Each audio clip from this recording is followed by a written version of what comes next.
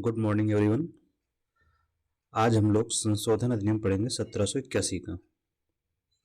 Topic हमारा क्या चल रहा है? संविधान का विकास।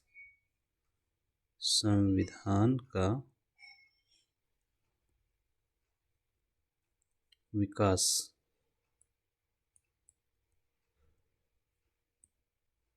या संवैधानिक विकास बहुत ही जरूरी टॉपिक है। आपको ये कहीं नहीं मिलने वाला। हम लोग इसको 2 खंडों में पढ़ रहे हैं, 1773 से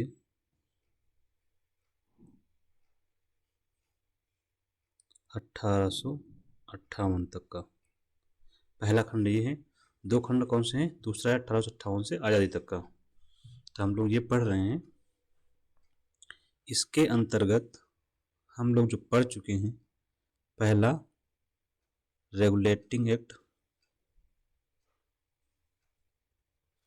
जो कि कब आया था? 1773 में।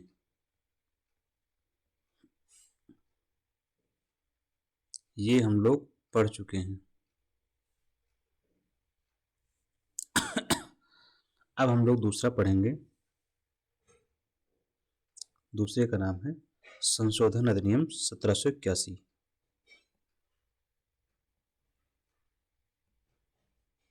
संशोधन अधिनियम 1781। ठीक है, तो स्टार्ट करते हैं हम लोग। बहुत ही इंपॉर्टेंट टॉपिक है। इसमें से आप लोग आराम से समझ के चलिएगा, सब समझ में आ जाएगा।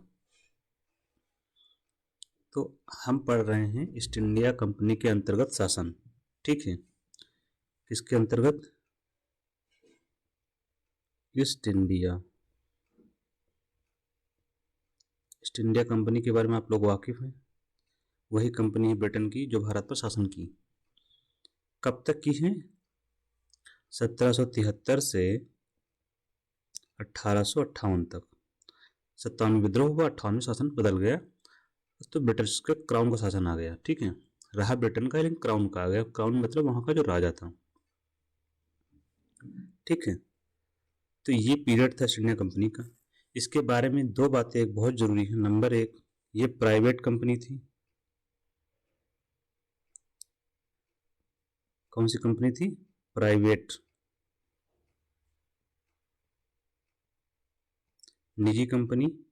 दूसरा, ये कंपनी का काम था व्यापार, तो व्यापारिक काम करते थे, व्यापारिक कार्य थे। अब हम लोग समझते हैं संशोधन अधिनियम 1781। ये 2 बातें आप लोग याद करके चलेंगे कि east India company private company है, उसका मुख्य काम था व्यापार करना। व्यापार करना क्या होता है? वस्तुएं खरीदना और खरीद के बेच देना, यही है व्यापार। बीच में मार्जिन जो मिलता है वही लाभ हो जाता है। ठीक है, 10 का खरीदा, 12 में बेचा, 2 रुपए का लाभ। ठीक, ऐसे ईस्ट इंडिया कंपनी करती थी। भारत में खरीदती थी सस्ते दामों में, और ब्रिटेन में या यूरोप में बेचती थी ऊंचे दामों में।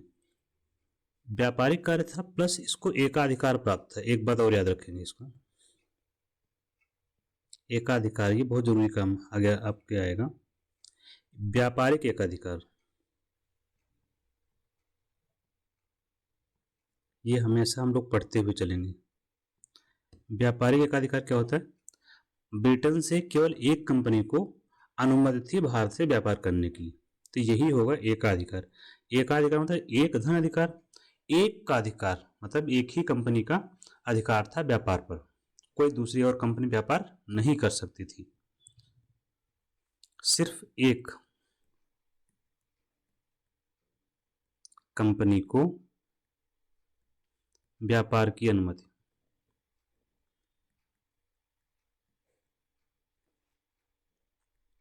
ठीक है, ये 3 बातें जो हैं वो याद करते हुए रखेंगे, और उसके क्रम में हम लोग आगे बढ़ते हैं। तो पहली बात ये कि जो संशोधन अधिनियम लाया गया था, क्यों लाया गया?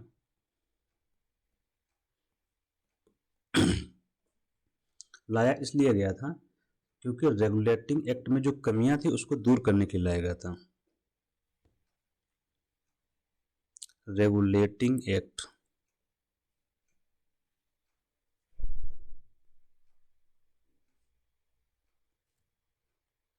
किस वर्ष का है? 1773। हम लोग पढ़ चुके हैं अभी तक पिछली क्लासेस में कि कमी को दूर करने के लिए लाया गया था।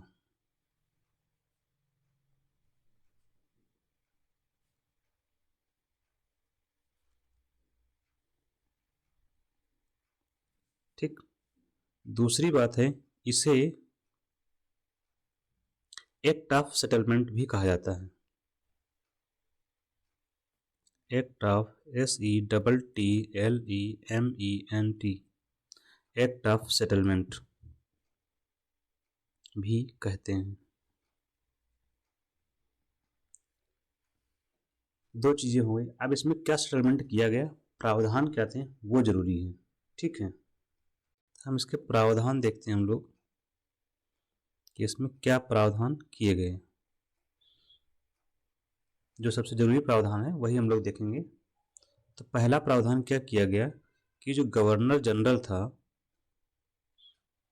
गवर्नर जनरल प्लस उसकी काउंसिल, कार्यकारी परिषद, एग्जीक्यूटिव काउंसिल,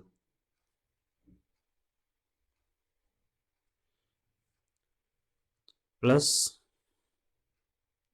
कंपनी के कर्मचारी या अधिकारी,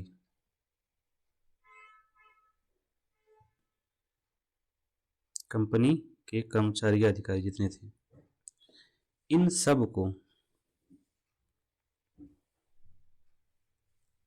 इनके द्वारा जो काम किए गए ऑफिशियल कैपेसिटी में, कंपनी के कार्य, ऑफिशियल कैपेसिटी मतलब जो पद पर रहते हुए काम किए गए, पद पर रहते हुए कृत्य,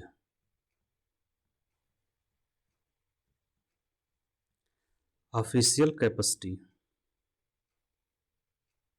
मतलब जो आपको ऑफिशियल पावर है उसके तहत जो आप काम कर रहे हैं उसकी बात है। उनको, उनके जो काम थे उनको एग्जम्प्ट कर दिया गया, छूट दे दी गई from the जुडिक्शन of the supreme court, सर्वोच्च न्यायालय के क्षेत्राधिकार से बाहर कर दिया गया।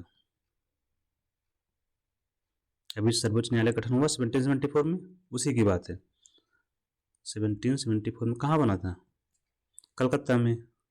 कौन सा एक्ट? वही रेगुलेटिंग एक्ट। सर्वोच्च न्यायालय के क्षेत्राधिकार से बाहर कर दिया गया, सर्वोच्च न्यायालय के क्षेत्राधिकार से